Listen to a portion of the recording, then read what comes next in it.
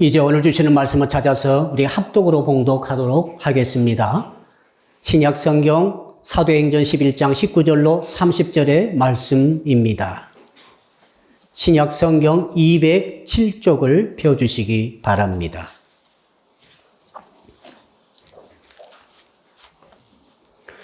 사도행전 11장 19절로 30절의 말씀을 읽을 때에 우리가 다 같이 한 목소리로 합독으로 봉독하도록 하겠습니다. 우리 19절을 같이 읽겠습니다. 시작. 그때에 스데반의 일로 일어난 환란으로 말미암아 흩어진 자들이 베니게와 구브로와 안디옥까지 이르러 유대인에게만 말씀을 전하는데 그 중에 구브로와 구레네 몇 사람이 안디옥에 이르러 헬라인에게도 말하여 주 예수를 전파하니 주의 손이 그들과 함께 하심에 수많은 사람들이 믿고 주께 돌아오더라. 예루살렘 교회가 이 사람들의 소문을 듣고 바나바를 안디옥까지 보내니 그가 이르러 하나님의 은혜를 보고 기뻐하여 모든 사람에게 굳건한 마음으로 주와 함께 머물러 있으라 권하니 바나바는 착한 사람이요 성령과 믿음이 충만한 사람이라. 이에 큰 무리가 주께 더하여 지더라. 바나바가 사울을 찾으러 다소에 가서 만남에 안디옥에 데리고 와서 둘이 교회에 1년간 모여 있어 큰 무리를 가르쳤고 제자들이 안디옥에서 비로소 그리스도인이라 일컬음을 받게 되었더라. 그때에 선지자들이 예루살렘에서 안디옥에 이르니 그 중에 아가보라 하는 한 사람이 일어나 성령으로 말하되 천하의 큰 흉년이 들리라 하더니 글라우디오 때에 그렇게 되니라. 제자들이 각각 그 힘대로 유대에 사는 형제들에게 부조를 보내기로 작정하고 이를 실행하여 바나바와 사울의 손으로 장로들에게 보내니라. 아멘. 우리 옆 사람 이렇게 한번 인사를 나누겠습니다. 성경은 하나님의 스토리입니다. 성경 스토리에 푹 빠집시다.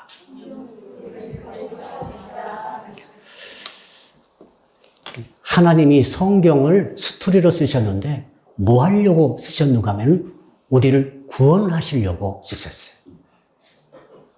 그러니까 성경을 하나님이 주신 스토리로 알고 믿고 받아들일 때 우리에게 구원이 일어나는 것이죠. 하나님께서 성경 스토리 쓰신 두 번째 목적은 우리에게 복을 주시려고 쓰신 줄로 믿습니다. 그래서 성경을 우리가 믿음을 가지고 받아들이고 행하게 되면 우리가 나도 모르는 사이에 복된 인생이 되는 줄로 믿습니다. 또한 성경은 우리에게 생명의 스토리로 하나님께서 주셨어요. 그러니까 영생복락 천국이라고 하는 것은 성경 스토리를 믿음으로 받아들이고 그걸 통해서 살아가는 그 사람에게 저절로 은혜로 임하는 역사인 줄로 믿습니다. 이렇게 성경은 말이죠. 하나님의 스토리인데 그걸 통해서 우리가 구원과 복과 생명을 얻게 됩니다. 그런데 이 세 가지가 말이죠. 꼭 공통적으로 통과해야 할 관문이 있습니다. 자, 우리가 지금 예배당에 들어와 있습니다. 문을 통해 들어왔죠. 지붕 뚫고 오신 분 안 계시죠. 바닥으로 솟아오른 분 안 계시죠. 문을 통해서 우리는 지금 예배당 안에 들어와 있습니다.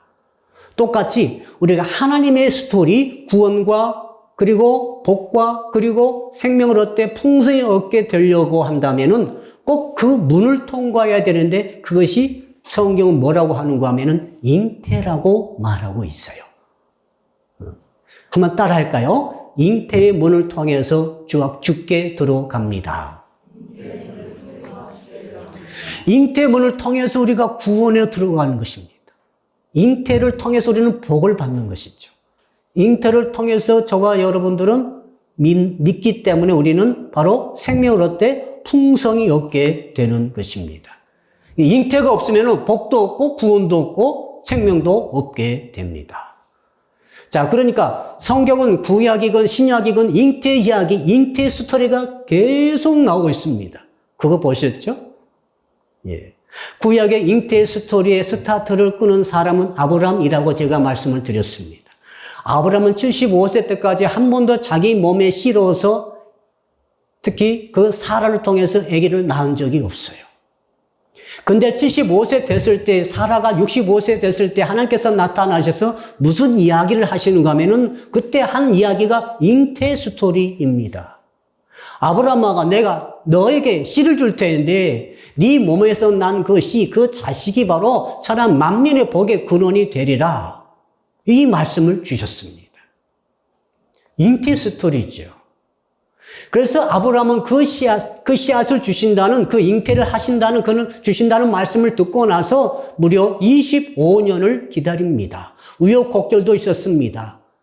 다른 길로 빠지기도 했었죠. 그러나 어찌되었든 아브라함의 나이 100세 때에, 사라 나이 90세 때에 정말 잉태 스토리 결론인 바로 이삭을 얻게 됐습니다.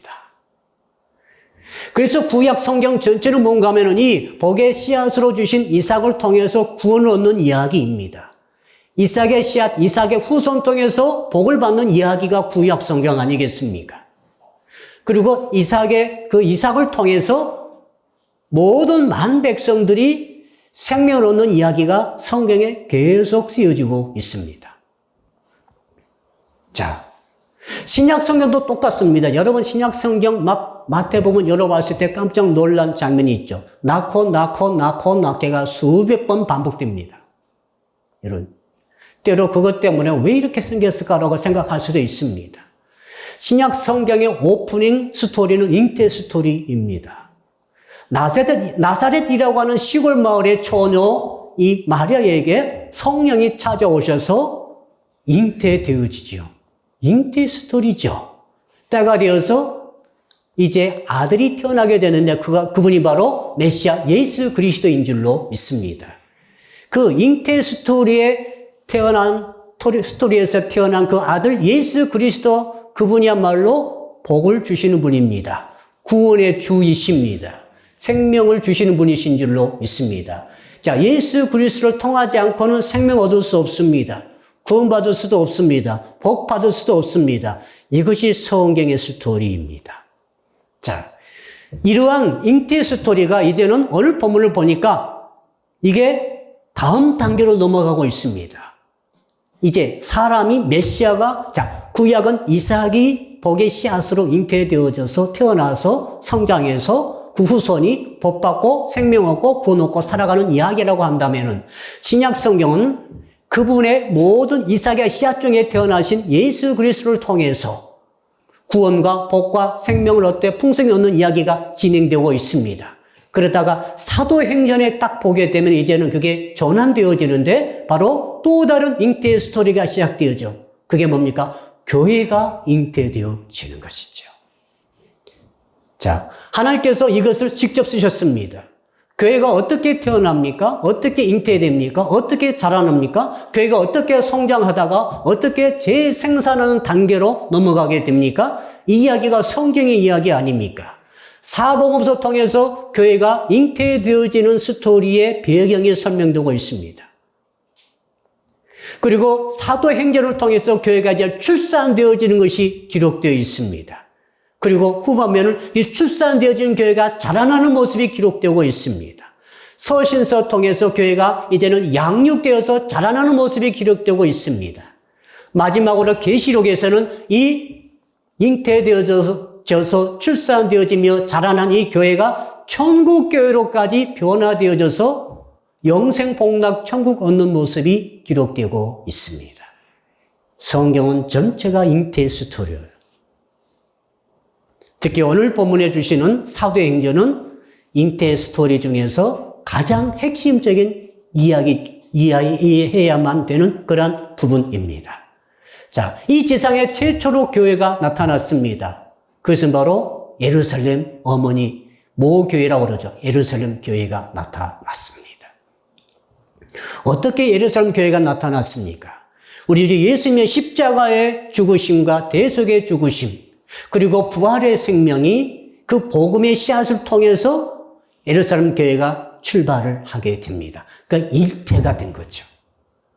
그러다가 이제 120명의 제자들이 마가다락방에서 생명다에서 기도에 전무하고 있을 때에 성령께서 임하십니다. 불의 혀처럼 갈라진 것이 각 사람 머리에 머물러 있더니 그들이 성령의 충만을 받고 다른 방은 15개의 국어로 자동적으로 번역되어지고 통역되어지는 이런 방언을 하게 되고 더 나아가서 그들이 나가서 드디어 부활의 예수를 증거하게 됩니다.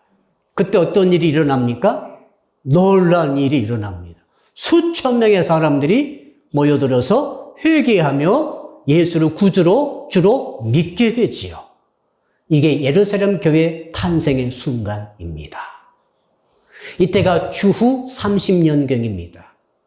잠깐 연대기를 여러분이 아실 필요가 있어요. 우리 예수께서 언제 출생하셨는가 하면은 주전 약 4세기 4년경에 탄생하셨어요.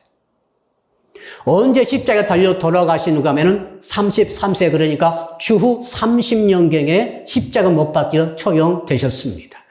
그리고 부활하셨습니다. 그리고 부활하신 후 40일 만에 승천하셨습니다. 아직 주후 30년이죠.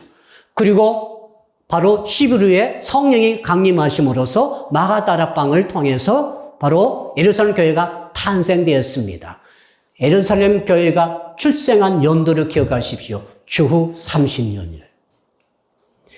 이 뜨겁게 탄생되어지는 이 예루살렘 교회의 성도들은 말이죠. 3년간 목숨 다해서 생명 걸고 복음을 전했습니다. 유대 사람들이, 유대교인들이 하루에도 수천 명씩 개종해서 예수 믿는 것을 보고 나서 결사적으로 교회를 핍박합니다. 그러나 이 성도들이 성령 받고 뜨거워진 성도들이 절대 굴하지 않고 목숨 걸고 복음을 전합니다. 부활 예수를 증거합니다. 예수가 주라는 것입니다. 그러다가 3년 만에 스데반 집사님께서 돌에 맞아 처형됩니다. 순교하시는 것이죠. 그때가 엄청난 일이 벌어집니다. 그 후로 예루살렘의 성도들이 일대 우리 모교회 성도들이 이 환란을 피해가지고 소아시아로, 아프리카로, 중동으로 쫙 흩어져 가버립니다. 피난살이 떠난 것입니다. 그러나 그들을 그냥 간 게 아닙니다. 가는 곳마다 주 예수 부활의 주를 증거하면서 가는 줄로 믿습니다. 그때가 바로 주후 33년이에요. 바로 스데반 집사님이 순교하신 그 직후에 사울이라는 사람이 다메섹으로 가다가 부활의 주를 만나가지고 뒤집어져서 예수를 주로 영접하며 이방을 위한 사도로 임명을 받습니다. 그 사건도 역시 똑같이 주후 33년에 일어나는 사건입니다. 그때부터 흩어져 있던 성도들을 어떻게 합니까? 간 곳마다 부활의 예수를 증거하는데 그 과정에 그들은 말이죠. 유대인에게만 전했어요. 처음에는 유대 사람들이 예수 믿고 나서 변화되던 그들은 가서 전도할 때도 유대인만 골라가지고 복음을 전했습니다. 왜 그러는가 하면은 하나님의 백성은, 하나님의 뜻은 유대 사람, 유대교를 현재 믿고 있는 백성 중에서 예수 믿도록 해서 구원하신다. 이런 생각을 갖고 있었기 때문에 그랬습니다. 이방인은 피했습니다. 사도 베드로도 그렇게 했지 않습니까? 그 기절이 오늘 19절에 나오죠. 여러분 우리 19절 한번 읽어볼까요? 19절 시작. 그때에 스데반의 일로 일어난 환란으로 말미암아 흩어진 자들이 베니게와 구브로와 안디옥까지 이르러 유대인에게만 말씀을 전하는데, 이 그때에 이 말은 스데반 집사님 순교하신 후 며칠 후에 그런 뜻이 아니에요. 스데반 집사님께서 순교하신 후 몇 달 후에 이런 뜻도 아닙니다. 이 그때란 말은 스데반은 순교하시는 일이 있은 후 12년 후에 그런 뜻이 들어있어요. 그러니까 이 많은 세월이 거기에 또 한 단어에 들어가 있어. 이것을 아시고 읽으셔야 됩니다. 그러니까 스데반 집사님께서 주후 33년에 순교하셨는데 그로 인해서 예루살렘 성도들이 전부 온 사방으로 퍼져가면서 복음을 전하는데 그때는 유대인에게만 전한 것이죠. 그런데 이게 변하고 옵니다. 언제 왔습니까? 20절이죠. 여러분 20절 한번 읽어볼까요? 20절 시작. 그 중에 구브로와 구레네 몇 사람이 안디옥에 이르러 헬라인에게도 말하여 주 예수를 전파하니 따라합시다. 헬라인에게도 말하여. 이건 엄청난 일입니다. 이 일로 인해서 안디옥 교회가 생겨나는 것이죠. 성도 여러분, 자, 유대 사람들 중에서 예수 믿은 사람들은 자기 세계관이 뭐냐면 바로 팔레스타인 지역, 예루살렘 중심으로 그것이 하나님의 선택되어진 땅이라고 믿었어요. 구약이 그렇지 않습니까? 복된 땅, 가나안 땅이죠. 그리고 유대인만이, 유대교 믿는 유대인만이 하나님의 선민이라고 믿었어요. 선민 사상과 복된 복지의 이 사상이 그들의 틀이었습니다. 그래서 되도록이면은 예루살렘 그리고 이 가나안 땅을 떠나지 않으려고 했고, 그리고 제사 드리고 예배 드릴 때는 항상 예루살렘 성전으로 와야 된다라고 믿었어요. 그리고 유대교 믿는 유대인들만이 하나님의 선민이라고 생각했기 때문에 이방인은 관심이 없었어요. 본체만체한 것입니다. 그러나 자, 디아스포라 유대인 중에서 예루살렘에 왔다가 예수 믿는 사람들이 있었는데 그들이 이제 다시 핍박을 피해서 흩어졌을 때 그들이 누굽니까? 21절에 보니까 구브로와 구레네 몇 사람. 구브로는 키프로스입니다. 제주도의 5배. 자, 키프로스는, 구브로는 어떤 곳입니까? 자, 그쪽에서 살던 유대인들이 어느 날 예루살렘에 왔다가 마가다라병의 경험을 보고 그때 전했던 사도들의 복음을 전함을 듣고 나서 예수 믿어가지고 있다가 예루살렘 교회에 그렇게 그곳에 있다가 3년간 있다가 핍박을 피해서 다시 돌아가는데 혹은 다른 곳에 가는데 그들이 일부가 안디옥이라는 도시에 왔다가 수리아 안디옥이죠. 거기서 복음을 전하는데 안 하던 짓을 했어요. 헬라 사람에게 복음을 전하기 시작했습니다. 또 구레네 사람도 있었습니다. 구레네는 북아프리카 리비아의 트리폴리를 말하는 것입니다. 역시 그곳에도 유대인들이 가 있다가 그들이 예루살렘에 왔다가 예수 믿고 예루살렘 교회 교인 돼가지고 머무르다가 핍박해서 가는 길에 수리아 안디옥에 들러가지고 그곳에서 복음을 전하는데 유대교 믿는 유대인에게만 전한 것이 아니라 헬라인에게도 복음을 전할 때 결과가 어마어마하게 일어나 버렸어요. 이게 뭡니까? 자, 21절 한번 읽어볼까요? 21절 시작. 주의 손이 그들과 함께 하심에 수많은 사람들이 믿고 죽게 오더라. 자, 주의 손이 함께 하심으로 사울에게 주의 손이 함께 하심으로 그가 회개했습니다. 사도행전 보니까 주의 손이 함께 할 때 병이 났습니다. 여러분, 주의 손이 함께 하면 말이죠. 역사가 일어나는 것이죠. 그 이방 사람들, 헬라 사람들은 예수의 복음을 한 번도 듣지 못했는데 바로 구브로 출신들, 구레네 출신들이 와가지고 예수 믿으라고 복음을 전하니까 막 받아들입니다. 율법을 하나도 모릅니다. 구약 하나도 모릅니다. 그러나 상관없습니다. 왜? 주 예수를 믿으라. 여호와 하나님을 믿으라고 하기 전에 주 예수를 믿으라 해버리니까 그들이 구약 몰라도 예수를 믿게 되므로 그들이 변화되는데 성령을 받고 감동받고 감화받고 막 변화가 일어나는 것입니다. 역사가 일어나 버렸어요. 이 소문이 이제 어디로 퍼지겠습니까? 이 소문이 이제 예루살렘 모 교회의 사도들 회의에까지 전달이 돼서 사도들이 회의를 합니다. 야, 안디옥에, 자, 예루살렘 북쪽으로 450km, 직선거리 450km. 걸어가고 가면은 얼마나 걸릴 것 같아요? 보름 이상 걸릴 것입니다. 그 상당히 먼 도시지만 수리아 안디옥이라는 도시는 말이죠. 소아시아의 수도예요. 로마의 행정구역상 수도입니다. 그것은 인구가 50만이 넘습니다. 대단한 큰 도시죠. 당시 세계 3대 도시 중 하나였습니다. 그곳에 유대인들이 한 5만 살고 있었습니다. 그리고 무역의 중심지입니다. 종교의 중심지입니다. 헬라 문화의 중심지예요. 자, 그러니까 그곳에서 헬라 사람들이 예수를 믿고 나서 막 변화돼서 모이고 있는데 이 깜짝 놀라서 이제 사도회에서 결정하죠. 사람을 보내자. 여러분, 자, 이런 이야기가 계속되는데 여기서 가장 중요한 하나님께서 주시는 잉태 스토리가 있습니다. 자, 예루살렘 모 교회가 아들 교회를 낳은 것이죠. 15년 만에. 예루살렘 교회는 AD 주후 30년에 탄생합니다. 그리고 15년 지난 AD 주후 45년에 안디옥교회가 출생합니다. 15년 걸렸어요. 모 교회가 아들교회를 낳는 것이야말로 이 교회가 가지고 써야 할 스토리인 줄로 믿습니다. 저는 오늘 말씀을 통하여서 우리 사랑의 빛교회 창립 18주년 맞이하여서 우리 교회가 어떻게 교회 스토리를 써야 할 것인지 여기에 우리가 집중해서 주의 은혜를 받고자 합니다. 그건 다른 것이 아니라 바로 이것입니다. 한번 따라합시다. 아들교회를 잉태해야 합니다. 잉태하지 않으면은 교회는 망하는 것입니다. 우리 대한민국에 큰 위기가 왔습니다. 코로나19가 아닙니다. 작년 11월부터 11월, 12월부터 지금 사망자 숫자가 출생자 숫자를 넘기 시작했어요. 이런 적이 한 번도 없었어요. 여러분, 돌아가신 분의 숫자가 출생한 아이들 숫자보다 넘기 시작했다는 것은 뭘 뜻합니까? 이제 인구는 감소하는 거예요.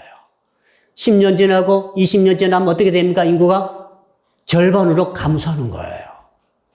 여러분, 인구가 감소하고 특별히 노동력을 가진 젊은이들이 대폭 감소함으로 나라는 망해가는 것이죠. 대책을 세워야 되죠. 교회를 잉태한다는 것은 어마어마하게 중요한 일입니다. 자, 예루살렘 교회가 15년 만에 안디옥 교회를 잉태해서 출산을 했습니다. 그리고 바나바 보내가지고 양육을 시켰습니다. 그리고 또 다시 사울을 불러서 함께 동역하는 가운데 그들이 선교사로 또 다른 교회를 개척하기 위해서 파송이 되어집니다. 이 모든 과정이 하나님께서 주신 스토리예요. 교회 스토리, 잉태 스토리입니다. 왜 이 스토리 주셨어요? 여러분에게 구원 주시려고 쓰신 것입니다. 여러분에게 복 주시려고 쓰신 것입니다. 여러분에게 정말 생명 얻되 풍성히 얻게 하려고 쓰신 줄로 믿습니다. 어떤 분 그래요. 목사님, 지난 설교, 지지난 설교 계속 듣는 가운데 정말 이 개인의 인생의 스토리를 쓰는 것도 너무 벅차고 참 힘이 들고 참 이게 중요하다고 생각합니다. 그리고 지난주 설교, 이 가정을 지키고 가정에 복 받기 위해서 가정 안에서 또 귀한 복된 스토리를 써야 되고 그걸 실천해야 되는데 이건 너무너무 중요하고 또 어렵습니다. 힘듭니다. 그런데 교회의 스토리까지 써라고 하시니 이게 무슨 말입니까? 제가 지금까지 설명드린 거예요. 구약 전체 이삭을 탄생케 하는 스토리가 바로 잉태 스토리 아닙니까? 신약에 와가지고 예수 그리스도가 잉태되어서 탄생하시고 십자가 주시고 부활하시고 승천하시고 성령을 해서 교회가 탄생되어가지고 이 주님의 잉태 스토리가 교회 잉태 스토리로 바뀌는 거예요. 그리고 이제 안 바뀝니다. 천국까지 가는 거예요. 여기에 뭐가 들어가 있어요? 똑같이 계속 일관되게 흐름 속에 여러분 눈치채시기 바랍니다. 자, 천마산에서 하천이 흐르죠. 계곡물이 흐릅니다. 묵현천을 통해서 창년리를 통해서 이쪽도 북한강으로 흘러가고 있어요. 이 줄기는 하나의 줄기예요. 그 강이 그 강이에요. 그 물이 그 물이라고. 자, 아브라함 때부터 이삭을 통해서 잉태해서 출생해서 복의 근원대에서 천한 만민이 복받겠다는 그 스토리가 흘러오고 있습니다. 흘러오다가 그 이삭의 씨 중에서 다윗을 통해서 예수 그리스도가 탄생하셨습니다. 예수 그리스도가 천한 만민의 복의 근원된 진정한 씨앗인 줄로 믿습니다. 이 잉태가 이제는 바뀌어서 어떻게 합니까? 사도행전에서 1장에서 예루살렘 교회가 탄생이 되었습니다. 주께서 말씀하셨잖아요. 너희들 예루살렘을 떠나지 말고 이곳에서 성령을 받아라.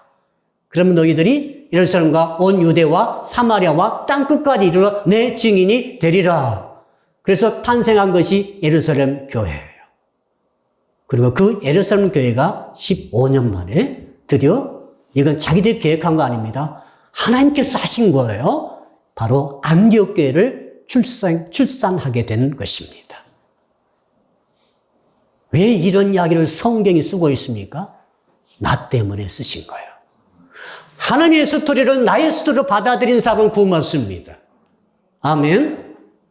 여러분, 하나님이 쓰신 이 교회의 스토리를 나의 스토리로 받아들이는 사람은 진정한 복을 받게 되는 줄로 믿습니다. 생명 얻게 되는 줄로 믿습니다. 구원받게 되는 줄로 믿습니다. 이 교회가 너무너무 중요한 거예요. 제가 청년 시절에는 개인적인 구원에 관심을 많이 가졌어요. 내가 그렇게 경험을 했습니다. 내가 예수를 구주로 믿고 영접하고 성령 받고 보니까 너무나 내가 구원받는 사실이 기쁘고 즐거웠고 감사했어요. 은혜 많이 받았습니다. 그런데 시간이 흐릅니다. 시간 흐르면서 이제 가정의 중요성을 깨닫게 되었습니다. 가정이 예수를 구주로 믿고 복 받는 것이 얼마나 중요한가. 그러나 지금 와서 보니까 이제 교회가 눈에 부딪히고 있어요. 결국 우리 하나님께서 우리에게 주시고자 하시는 성경대에 주시는 메시지가 무엇이냐? 교회를 붙잡아라는 것입니다. 교회 스토리를 내가 너에게 알려줄 테니까 그 교회 스토리를 너의 스토리로 받으라는 것이죠. 여러분, 교회 열심히 다닌다고 해서 월급이 오릅니까? 사업이 잘 됩니까? 자녀가 잘 됩니까? 직접적인 큰 관련이 없는 것처럼 보여집니다. 그러나 여러분, 이 교회의 스토리는 구원의 스토리, 이삭의 스토리, 예수 그리스도의 잉태의 탄생의 스토리와 똑같은 스토리로 흘러가고 있습니다. 언제까지요? 이제는 천국 영생 복락까지 교회가 가는 줄로 믿습니다. 여러분, 천국 열차 우리는 올라타야 합니다. 천국 열차는 아브라함 그 전부터 시작이 됐죠. 아브라함, 이삭, 유다 지파, 예수 그리스도, 그 다윗, 예수 그리스도, 그 다음에 예수께서 교회를 이제 천국 열차에 이제 만들어 놓으신 것입니다. 교회 스토리예요. 여기 올라타야 돼요. 오늘 제가 드리고 싶은 말씀은 이 말씀입니다. 지금부터 교회 스토리를 여러분 일로 받아들여야 됩니다. 교회를 중요성 알아야 돼요. 칼빈 선생이 그 말을 했죠. 교회를 통해서 우리는 구원받는다. 교회가 마치 어머니가 아기를 잉태해서 출산해서 젖을 먹여서 양육하듯이 교회라고 하는 것은 교회가 우리 영혼들을 바로 잉태하고 출산하고 양육해서 키워서 파송하는 이 일을 교회가 하는 것이다. 그러므로 교회를 통하지 않는 사람은, 교회를 무시한 사람은 구원이 없다라고 칼빈이 말했어요. 사랑하는 성도 여러분, 오늘 교회에서 제가 여러분의 스토리로 가수 속에 들어오기를 주연으로 축복합니다. 자, 그렇다면 결론은 그것이죠. 어떻게 우리 사랑의 교회가 어떤 교회 스토리를 쓸 것인가? 예루살렘 교회처럼 안디옥 교회처럼 쓰면 되는 것입니다. 그래서 제가 오늘 본문을 선택한 것이죠. 그 가장 큰 원리가 뭡니까? 한번 따라 합시다. 우리 교회도 아들 교회를 잉태해야 합니다. 여러분, 한국의 위기는 사람들이 잉태하지 않아요. 출산율이 떨어졌어요. 1% 이하로 떨어졌어요. 그런 나라는 미리 없어요. 지금 오늘 우리 사랑의 교회가 창립 18주년입니다. 오늘 2020년입니다. 교회는 언제 시작됐어요? 추후 30년에 예루살렘 교회가 모교회로 시작을 했습니다. 여러분, 우리 사랑의 교회 모교회는 어디 교회입니까? 어디 교회? 예루살렘 교회입니다. 언제 태어났습니까? 주 30년에 태어났습니다. 어디서 태어났습니까? 예루살렘에서 태어났습니다. 장소가 어디입니까? 마가다락방입니다. 아멘. 그러니까 지상의 두 번째 교회가 안디옥 교회입니다. 어디서 태어났습니까? 수리아 안디옥에서 태어났습니다. 구성원들이 많이 달라졌습니다. 이 수리아 안디옥 교회 두 번째 태어난 지상의 교회는 바로 또한 우리의 모교회 중에서 모교회입니다. 이 수리아 안디옥을 통해서 사도 바울을 파송해서 주변의 유럽에 아시아 북쪽에 아프리카에 복음이 계속 전파돼서 오늘날 저와 여러분도 지금 이 자리에서 예수 믿고 있는 줄로 믿습니다. 여러분, 이 스토리는 바로 우리의 스토리예요. 교회의 이야기는 나의 이야기예요. 자, 그러므로 젊은 남녀 커플이 결혼했어요. 1년 지났더니 소식이 들려왔습니다. 아기 임신했대. 좀 지났더니 아기를 낳았대. 아들이야, 딸이야. 그 다음에 돌잔치 한다고 연락이 왔어요. 가서 보니까 아기 예쁘다고 합니다. 예쁘지 않아도 예쁘다고 해야 합니다. 그리고 아이가 어느 날 보니까 학교 다닌다고 그래요. 큽니다. 그 다음에 장가 간다고 그래요. 장가 갔습니다. 또 아기 낳습니다. 그럼 어머니, 아버지는 어떻게 됐어요? 파파, 할아버지, 할머니가 됐어요. 이것이 인생이에요. 여러분, 교회를 보십시오. 교회가 예루살렘에서 탄생했습니다. 잉태해가지고 탄생해가지고 또 아들 교회 안디옥 교회를 낳았습니다. 안디옥 교회를 어떻게 합니까? 여러분, 우리 교회가 그래야 할 스토리는 그런 스토리예요. 우리끼리 모여서 정말 재밌게 복되게 교제하고 예수 믿고 얼마나 은혜가 넘칩니까? 이러고 끝나는 것이 교회가 아니에요. 우리 교회가 그리는 스토리는 인간관계의 교제가 아닙니다. 그 정도가 아닙니다. 예수 믿고 나 개인 구원받고 천국 가고 그 정도가 아닙니다. 우리 그 교회적으로 그려야 할, 써야 할 스토리는 또 다른 교회를 낳는 거예요. 결혼했으면 자식을 낳듯이. 교회라고 하는 것은 또 다른 교회를 낳아야 되는 것입니다. 여러분, 자, 예수 그리스도가 교회의 신랑 되십니다. 믿으시면 아멘 하세요. 자, 예수 그리스도가 교회의 신랑이죠. 성경이 증거하고 있죠. 교회는 예수님의 신부예요. 자, 신랑과 신부가 만났습니다. 교제합니다. 동행합니다. 동거합니다. 동락합니다. 동력합니다. 자기는 뭐가 생겨요? 신랑과 신부가 만나서 함께 합해가지고 지금 계속 일하고 있고 다니고 있고 살고 있고 행동하고 있다고 한다면은 뭐가 일어납니까? 아들이 태어나야 되죠. 아들 교회가 태어나게 되는 것이죠. 그러므로 여러분, 예루살렘 교회와 안디옥 교회가 그랬던 이 교회 스토리가 뭐냐면은 우리는 아들 교회를 낳는다는 것입니다. 이 스토리가 있었기 때문에 2000년 지나도록 온 세상에 교회들이 계속 번져갔어요. 계속 태어났어요. 계속 자라났습니다. 계속 재상상되어졌습니다. 그래서 오늘 사랑의 믿교회도 오늘 저와 여러분이 여기 있는 줄로 믿습니다. 근데 어느 순간부터 교회가 교회를 낳지 않아요. 출산하지 않는다고 생각해 보세요. 교회가 있는데 교회들이 잉태할 생각을 않는 거예요. 교회가 출산이 막혔습니다. 교회를 통해서 교회가 태어나지 않습니다. 무서운 일이 벌어지죠. 교회는 망하는 것입니다. 그러므로 오늘 창립 18주년 맞이한 저와 여러분이 사람이 교회 안에서 우리가 그려야 할 교회 스토리는 뭐냐? 반드시 아들 교회를 낳겠다는 스토리를 써야 할 줄로 믿습니다. 하나님께서는 우리가 그린 스토리대로 축복하십니다. 이 과정을 통해서 우리에게 뭘 주십니까? 구원을 주시고, 이 과정 통해 우리에게 뭘 주십니까? 복을 주시고, 이 과정 통해 우리에게 뭘 주십니까? 생명을 얻되 풍성히 얻게 하시고 나중에 영생, 복락, 천국까지 얻게 하신 줄로 믿습니다. 그럼 자, 우리가 아들 교회를 잉태하고 낳기 위해서 그럼 구체적으로 무엇을 해야 하는가가 오늘 본문의 내용이죠. 자, 이미 제가 말씀드렸죠. 자, 다시 한 번만 읽어볼까요? 20절을 읽어봅시다. 20절 시작. 그 중에 구브로와 구레네 몇 사람이 안디옥에 이르러 헬라인에게도 말하여 주 예수를 전파하니. 우리가 그래야 할 구체적인 교회 스토리는 우리는 사람 차별하지 않겠다는 거예요. 인종이 다르고 민족이 다르고 국경이 넘어가야 되고 문화가 다르고 언어가 다르다 할지라도 구원받을 사람이 있는 것이 우리는 어디든지 가야 할 줄로 믿습니다. 어디든지 가서 접촉해야 할 줄로 믿습니다. 어디든지 가리지 말고 가가지고 땅끝까지 가가지고 복음을 전해야 할 줄로 믿습니다. 이것이 우리가 그래야 할 교회 스토리예요. 선교해야 합니다. 아멘. 정말 달라도 가야 합니다. 또 우리가 그래야 할 스토리가 무엇입니까? 한번 따라합시다. 주 예수를 전파해야 합니다. Curious Jesus, Curious 이수스 이렇게 됩니다. 여러분 무슨 뜻인가 하면 이 주 예수란 말은 어마어마한 말입니다. 당시에는 Curious 시조 시대예요. 오직 로마 황제만을 Curious라고 불렀어요. 무슨 말입니까? 온 로마 치하에 있는 모든 나라 모든 만 백성들은 오직 로마 황제를 주로 믿어라, 주로 숭배하라. 로마 황제 숭배 사상이 있었어요. 그럼 어느 날부터 갑자기 예수 믿는 사람이 나타나더니 이렇게 말하는 것입니다. 주 예수를 믿어라. 이렇게 말하는 거죠. 한번 따라 할까요? 주 예수를 믿어라. Curious Jesus라는 거예요. Curious 시저가 아니고 Curious 로마 황제가 아니라는 것입니다.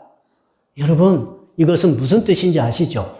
로마 전체 영역 안에서 로마 황제의 반기를 드는 것과 같습니다. 그러므로 예수쟁이들이 와가지고 주 예수를 믿으라고 전하는 것은 뭘 뜻하는가 하면 나는 지금 반역하고 있습니다. 나는 로마 황제를 반대합니다. 로마 황제가 내 주가 아닙니다. 예수가 줍니다. 이 고백이에요. 이 공개적으로 고백한다는 것은 대단히 위험해서 그래서 로마가 기독교인들을 박멸하려고 한 것입니다.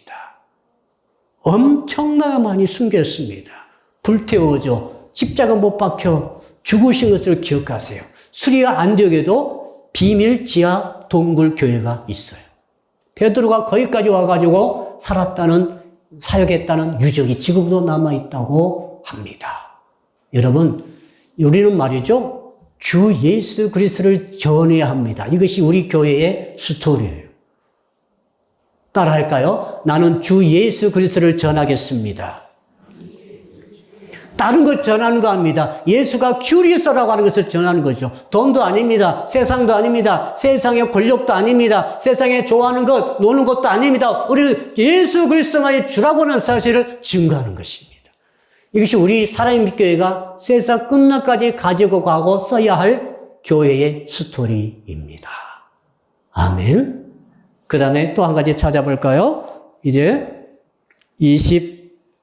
22절과 23절 두 절 읽어봅시다. 시작. 예루살렘 교회가 이 사람들의 소문을 듣고 바나바를 안디옥까지 보내니 그가 이르러 하나님의 은혜를 보고 기뻐하여 모든 사람에게 굳건한 마음으로 주와 함께 머물러 있어라 권하니 24절까지요. 바나바는 착한 사람이요 성령과 믿음이 충만한 사람이라 이에 큰 무리가 죽게 더하여 지더라. 자, 예루살렘 교회가 안디옥 소문 듣고 일꾼 보내고 사역자 보내야 되는데 사도들이 가지 않았어요. 사도들은 말이죠. 갈릴리 출신들이 많아요. 그들은 헬라어를 잘 몰라요. 수리아는 완전히 공통어가 헬라어예요. 하고 라틴어도 썼을 것입니다. 로마 사람들이 있기 때문에. 자, 그곳에서 말이죠. 수리아 안디옥에서는 이 아람어 잘 안 써요. 사도들은 헬라어를 늑동치 못합니다. 그런데 보니까 평신도 가운데 가장 뛰어난 사람, 헌신적인 사람, 착한 사람, 성령과 믿음이 충만한 사람 바나바가 있어가지고 사도들이 바나바 네가 가거라. 바나바가 갔습니다. 이런 바나바가 어디 출신이죠? 구브로 출신 아닙니까? 누가 안디옥에서 최초로 헬라인에게 전도했죠? 구브로 출신들이 전도했어요. 그러니까 자 바나바가 가게 되면 고향의 사람을 만나게 되는 것이고 그것은 얼마나 말도 잘 통하고 헬라어도 잘하고 히브리어도 잘하고 아람어도 잘하고 문화도 헬라 문화에서 성장했기 때문에 아무 거리낌이 없습니다. 그러니까 바나바가 간 것입니다. 진짜 중요한 이유는 그것뿐만 아니라 바로 뭡니까? 착한 사람이었어요. 옆 사람 인사합시다. 당신 진짜 착한 사람입니까? 바나바는 말이죠. 자기 재산을 싹 팔아가지고 사도들을 발 앞에 내놓았습니다. 그래서 사도들이 그걸 가지고 정말 가난한 과부들 그때에 대한 구제당 대상자들에게 그걸 다 나눠주는 일을 했어요. 착한 사람이에요. 하나님께서 그를 보내신 거 보십시오. 그리고 또한 성령과 믿음이 충만한 사람이었습니다. 그가 가가지고 뭐 합니까? 이제 막 태어나고 있는 안디옥이라고 하는 핏덩어리 같은 그 교회를 받아내는 산파 역할을 한 거예요. 여러분 옛날에는 산부인과가 멀었지 않습니까? 그래서 우리 할머님들은 아마 산파를 통해서 아기를 낳았던 경험이 있을 것입니다. 여러분 이 산파가 아기를 많이 받다 보니까 산파가 정말 훌륭한 사람이면은 아기가 잘 받아지는 거예요. 산파가 악하다고 생각해 보세요. 산파가 형편없다고 생각해 보세요. 얼마나 아기가 지장이 있겠어요. 하나님께서 바나바를 뽑으셨고 그를 보내셨습니다. 그가 한 역할은 새롭게 태어나는 교회의 산파입니다. 그 교회를 신생교회죠. 발 받아서 양육하는 거죠. 그리고 양육하다 보니까 사람이 너무너무 많이 들어오게 되므로 혼자 일이 잘 감당 못하므로 다소로 내려가가지고 사울을 가서 초청합니다. 여러분 사울은 몇 년 전에 회심했습니까? 주 33년 스데반 집사님 숭배하신 똑같은 해에 그는 회심했어요. 그리고 아라비아 가가지고 3년 동안 이렇게 기도하면서 광야 연단을 받은 후에 다시 나와서 사도들을 만나려고 하니까 사도들이 만나기를 꺼려합니다. 왜? 저 사람이 교회를 핍박하는 자 아니냐. 다 얼굴을 알고 있습니다. 그때 중개했던 사람이 바나바입니다. 그리고 사울은 바울이 돼가지고 이제는 전도하러 길리기아하고, 길리기아는 수리아 안디옥 밑에 지방이에요. 자, 수리아 안디옥 지방과 길리기아 지방 다소죠 고향이 그곳에서 사역하다가 지금은 자기 집 다소에 머무르고 있었습니다. 그 생각이 번쩍 나는 것입니다. 그래서 바나바는 그곳에 가가지고 사울을 데리고 옵니다. 와가지고 둘이 연합해서 1년간 말씀을 가르치는데 어마어마한 역사가 일어났습니다. 저희 사랑기교회가 그래야 할 교회 스토리 뭡니까? 바로 바나바와 같은 착하고 성령과 믿음이 충만해서 교인들을 받아줄 수 있는 산파 같은 사람을 키우는 것이 우리가 교회가 가진 사명이에요. 그리고 혼자 바나바가 다 일을 하지 않죠. 사울을 불러다가 함께 동력하는 것이 또한 우리 사랑의 빛교회의 스토리인 줄로 믿으시기를 바랍니다. 제 말씀의 결론입니다. 지금도 하나님께서 우리에게 주신 사도행전의 역사는 계속되고 있는 줄로 믿습니다. 교회를 통해서 지금 진행되고 있어요. 교회를 통해서 잘 생각해 보세요. 잉태 이야기. 아브라함과 이삭을 통해 주신 씨앗이 잉태되어서 출산해서 그게 또 탄생되어져서 양육해서 발전하면서 다윗 통해서 예수 그리스도 통해서 그다음 예수님의 복음이 완성되면서 그 복음의 실을 통해서 예루살렘 교회가 탄생되어지고 그 예루살렘 교회 통해서 이제 안디옥 교회가 탄생되어지고 그 안디옥 교회 통해서 소아시아와 유럽의 교회들이 탄생되어지고 그 교회를 통해서 미국을 통해서 한국에까지 오늘 사랑의 빛 교회까지 왔습니다. 이걸 한꺼번에 보세요. 그러므로 교회 스토리는 나의 스토리고 하나님께서 직접 쓰고 계시는 계시록까지 쓰고 계시는 교회 스토리를 나의 스토리를 믿고 받아들일 때에 교회에 참여할 때 오늘 주께서 우리에게 말씀하신 교회를 통해 스토리를 썰어가신 그 하나님 주신 스토리 아들 교회를 반드시 잉태하고 낳아야 되겠다. 그러기 위해서 사람을 차별하지 않고 국경 넘어서 민족 또 열방 어디든지 가야 되겠다. 이건 우리가 가야 할 길이에요. 가야 합니다. 더 나아가서 우리는 주 예수만을 전해야 된다. 다른 것 전하는 것이 아니다. 더 나아가 정말 산파 역할을 할 수 있는 일꾼들을 충성 일꾼을 길러내야 하고 동력하는 일을 해야 한다. 이를 통해서 저희 사랑의 교회 앞으로 계속 발전하며 성도 여러분에도 구원과 복과 생명 역사가 일어나게 될 줄로 믿습니다. 자, 우리 다 같이 기도하겠습니다. 이제 오늘 주신 말씀 붙들고 우리 주여 한번 부르면서 한 5분간 간절히 한 2분간 간절히 통성으로 기도합니다. 주여 아버지 하나님 사랑의 빛교회를 창립 우리 18주년 되게 하신 것을 감사합니다. 하나님의 구원의 스토리, 복의 스토리, 생명과 영생과 천국의 스토리가 이 시대를 통해 교회의 스토리를 통해서 계속 흐르고 있는 줄로 믿습니다. 그러므로 우리는 교회 수를 분명하게 붙들고 쓰는 우리 교회가 되게 하여 주시옵소서. 아들 교회를 반드시 잉태하여 출산하는 교회가 되게 하여 주시옵소서. 나라와 문화와 인종을 넘어가는 교회 스토리를 쓰게 하여 주시옵소서. 오직 주 예수를 전파하는 교회 스토리를 쓰게 하여 주시옵소서. 착하고 성령과 믿음이 충만한 일꾼을 양성하는 교회 스토리를 쓰게 하여 주시옵소서. 한 영혼을 뜨겁게 사랑해서 동력자로 서서 동력을 하는 우리 교회 스토리를 쓰게 하여 주시옵소서. 감사하며 예수 그리스도 이름으로 간절히 기도드리옵나이다. 아멘.